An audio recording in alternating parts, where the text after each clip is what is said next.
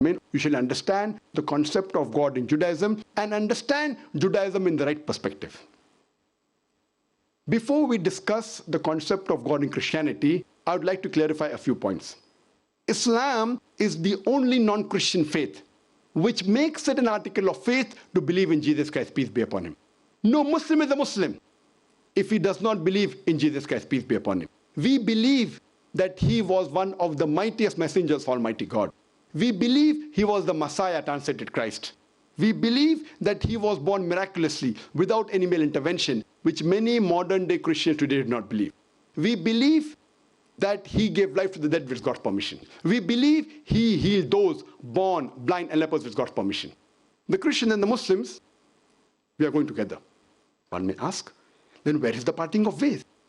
The parting of ways is that many Christians believe, or most of the Christians believe, that Jesus Christ, peace be upon him, he claimed divinity. They believe that he was Almighty God. In fact, if you read the Bible, there is not a single unequivocal statement.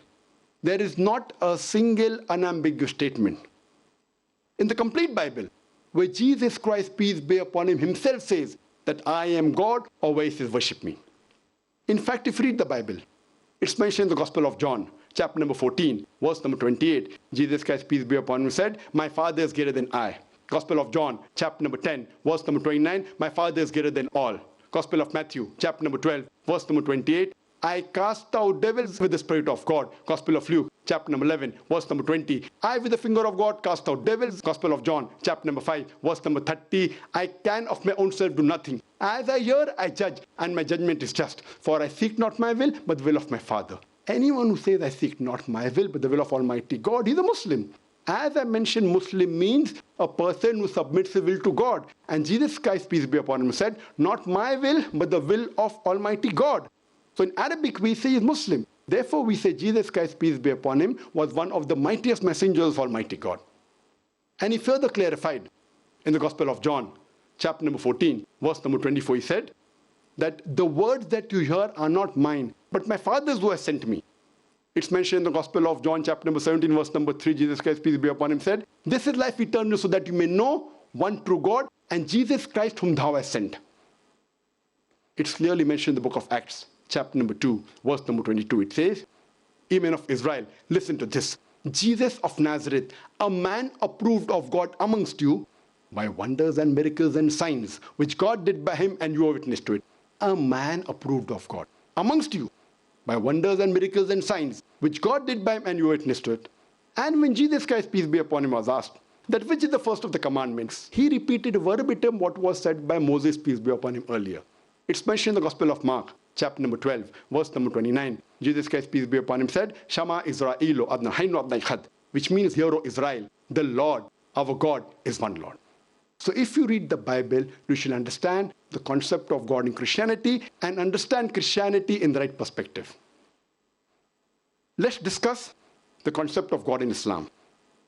The best reply that any Muslim can give you regarding the concept of God in Islam is quote to you Surah Ikhlas. That is chapter number 112, verse number 1 to 4, which says, Kul huwallahu ahad. Say he's Allah one and only. Allahu samad. Allah, the absolute and eternal. Lam yalid walam yulad. He begets not, nor is begotten. Walam yakul lahu kufuwan ahad. There's nothing like him. This is a four-line definition of Almighty God. Any person says so-and-so candidate is God. If he passes these four tests, we Muslims have got no objection in accepting as God. The first is, say he's one and only. The second is, he should be absolute and eternal. The third, he begets not, nor is he begotten. And fourth, there's nothing like unto him anything in this world. This is a four-line definition of Almighty God, which we call as the litmus test for theology. It is the touchstone of theology.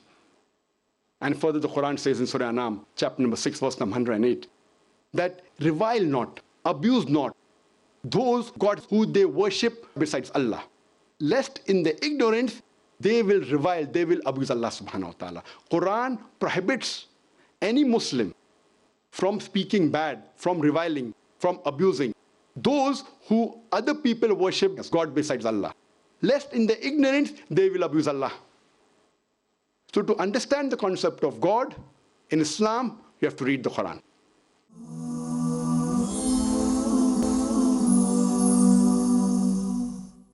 Today, unfortunately, Islam is the most misunderstood religion in the world. The religion which has the maximum misconception in the world today, it is Islam. And one of the reasons for these misconceptions about this religion, I would say, it is the media. Today we find in the international media, there is virulent propaganda regarding Islam. We find in the international newspapers, in the international magazine, on the radio broadcast stations, on the internet satellite channels, on the internet, there is virulent propaganda regarding Islam. And the most misunderstood word regarding Islam, it is the word jihad. It is not only misunderstood by the Muslims, because of the media, it's also misunderstood by the non-Muslims. Today, most of the people, whether they are Muslims or non-Muslims, they think that any war fought by any Muslim, for any reason, whether it be for personal gain, whether it be for name, whether it be for fame, whether it be for honor, whether it be for land, any war fought by any Muslim is called as jihad. Jihad does not mean any war fought by any Muslim for any reason. Jihad comes from the Arabic word jahada, which means to strive, which means to struggle. In the Islamic context, jihad means to strive and struggle against one's own evil inclination. Jihad also means to strive and struggle to make the society better. Jihad also means to strive and struggle against oppression. Jihad also means to strive and struggle in self-defense. So jihad basically means to strive and struggle. For example, if a student is striving and struggling to pass in the examination, in Arabic we'll say he's doing jihad. So jihad basically means to strive and struggle. Today, most of the Orientalists, they translate the word jihad as holy war. If you translate holy war into Arabic, it is Harbun Muqaddasa.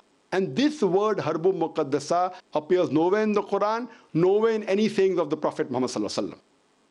This word holy war, if you go back into history, was first used for the Crusades. When the Crusaders, they forced people to accept the religion of Christianity by force. And unfortunately today, it is used for the Muslims and Islam. Quran mentions explicitly in Surah Maida, chapter number 5, verse number 32. If anyone kills any other human being, unless it be for murder or for spreading corruption in the land, it is as though he has killed the whole of humanity. The Quran says, if any human being kills any other innocent human being, whether Muslim or non-Muslim, it is as though he has killed the whole of humanity. And the verse continues, if anyone saves any human being, whether Muslim or non-Muslim, it is as though he has saved the whole of humanity. I, being a student of comparative religion, I have not come across any verse in any scripture besides the Quran which is so explicit against terrorism, against killing innocent human beings. It says that if any human being kills any other human being who is innocent, whether Muslim or non-Muslim, it is as though you have killed the whole of humanity. And I have not come across any verse in any other scripture, any other religious scripture besides the Quran, which promotes the prevention of terrorism. And it says, if any human being saves any human life, whether Muslim or non-Muslim, it is as though you have saved the whole of humankind. Islam condemns all forms of terrorism. Islam condemns the killing of any innocent human being, irrespective of caste, color, creed, irrespective of which nationality belongs to, irrespective of which religion he belongs to. Islam and I too condemn all forms of terrorism. I also condemn the 9/11, which took place on 11th of September 2001, the Twin Tower bombing in New York, where few thousand innocent people were killed. I condemn the 7/7, 7th of July 2005, London bombing, where more than 50 innocent people were killed. I also condemn the serial train bomb blast that took place in Bombay on the 11th of July 2006, where more than 180 innocent people were killed. I also condemn the Gujarat massacre, the riots which were pre-planned, which took place in Gujarat in India, where innocent few thousand Muslims were killed. I condemn all sorts of terrorism, where innocent human beings are killed, irrespective whether Muslim or non-Muslim. And whatever acts of terrorism which takes the life of innocent human being is to be condemned, including suicide bombing. Now we have, recently in the past few decades, that a person goes, he puts up a bomb, goes in a marketplace, goes in a tube station on the road, and he blows himself up, and with him takes several other human lives. This act is not tolerable in any religion, especially Islam. Suicide bombing where innocent human beings are killed is totally prohibited in Islam. Unfortunately, though Islam is a religion which condemns all sorts of terrorism, all acts of terrorism that took place in the past, which is even taking place in this 21st century. Even though it condemns, unfortunately, today, the media portrays Islam as a religion which promotes terrorism. Every community has its black sheep. And I'm also aware that there are black sheep in the Muslim community. What does the media do? The media picks up the black sheep of the Muslim community and they portray as though they're exemplary Muslims. Because of this today, we find that most of the people think that Islam promotes terrorism. If you read the Quran, if you read the sayings of the Prophet, Islam, amongst all the religions, is at the foremost in condemning the killing of innocent human beings. And one such prey of the media, of these media tactics, was myself. 8 months back, in the 4th week of June 2010, I was supposed to give a series of talks in UK. I was supposed to give a talk in the Wembley Arena in Wembley, London, in LG Arena, NEC Birmingham, as well as Sheffield Arena in Sheffield. All these venues had a capacity of 10 to 15,000 people, and these are prestigious venues. Just 3 weeks before my lecture tour, there was an article which came in one of the leading newspapers, that is Sunday Times. Sunday Times, it gave an article, Muslim preacher of hate let into Britain. And this article, it gave portions of my speeches, which were either quoted out of context or they were misquoted. And it portrayed me as a preacher of hate, a person who promotes terrorism. And the next couple of days, the same article was picked up, rehashed, and reprinted in many of the newspapers of UK. Not only newspapers of UK, but newspapers internationally, including the newspapers of India. Unfortunately, these articles inspired the Home Secretary of UK, Theresa May, to pass an exclusion order on the 16th of June 2010.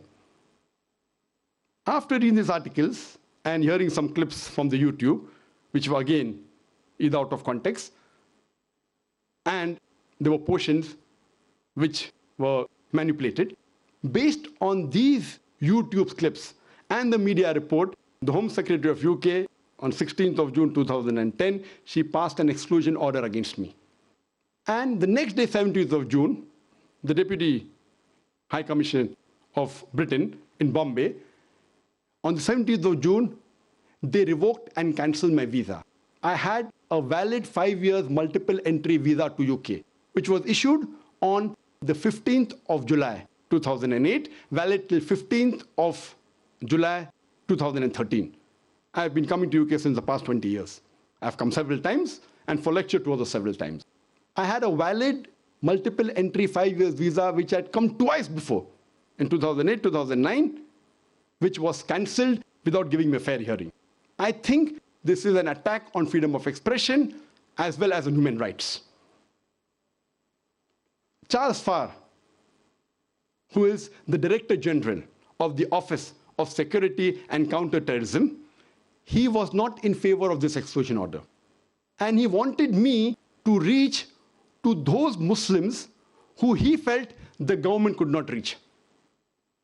But the Home Secretary, ignoring the advice of her senior most security advisor, she went ahead with the exclusion order. And later on, a few weeks later, she even suspended one of the advisors under Charles Farr who supported me.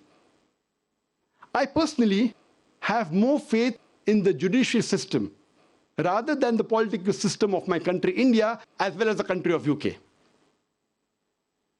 We did a judicial review and took it to the High Court. Though the Home Secretary said I have no right to file under human rights because I'm a non-UK citizen, Justice Cranston said, and he reviewed it, and he said that he can file a case.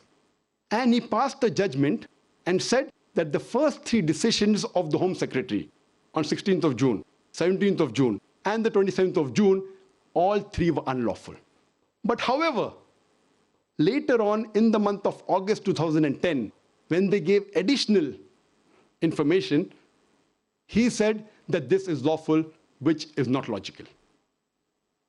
I have faith in the judicial system. We have filed for an appeal against the last judgment of the High Court, and I have full faith that inshallah, very shortly, this exclusion order would be reversed by the Court of Appeal. I hope in future I may have the chance to meet the Home Secretary Theresa May personally and explain to her the peaceful message of Islam and remove any misconception about Islam or any of my lecture that she may have. I would have personally preferred to come personally in the Oxford Union and give this talk and have a lively question and answer session rather than the satellite. Last month, I had gone to France. I was in Paris. We had a board meeting of our trust, Islamic Research Foundation International, which is based in UK, as well as Universal Broadcast Limited. Because I could not come to UK, I called the board members to Paris, and I was shocked. Normally, the world feels that France is more strict against Islam than UK. But when I applied for visa, I got it within 1 hour. And we had the board meeting there. I'd prefer having it in UK, but because of the exclusion order, which I feel the Court of Appeal very shortly will reverse it. And though the world may think that because of the exclusion order, it is an attack on freedom of expression. But I would like to thank the Oxford Union that even though an exclusion order has been passed on me, yet they permitted this debate or this lecture for the question and answer session. I would like to thank the Oxford Union, especially the president, Mr. James Langman, for being bold and agreeing to have this lecture. The Oxford Union may or may not agree with my speech. They may like my talk or may not like my talk. What I appreciate is that they are really people who promote freedom of expression.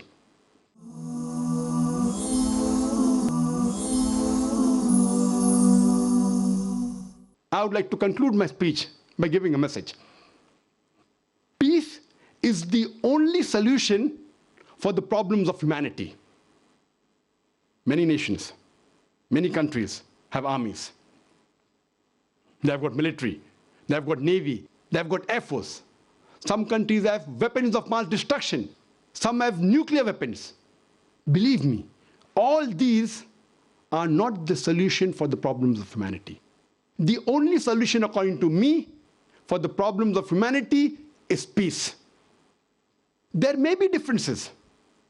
There are differences in culture. There are differences in languages. There are differences in color. There's difference of society.